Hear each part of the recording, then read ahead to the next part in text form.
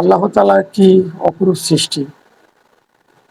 একটাবার চিন্তা করেন, একজন মানুষ ২০০ টাকা দিয়েও তার সংসার চলে, আবার কাউরে ৫০০ টাকা দিয়েও সংসার চলে, আবার কাউরে ১,০০০ টাকা দিয়েও সংসার চলে, আবার কাউরে এর বেশি দিয়েও সংসার চলে।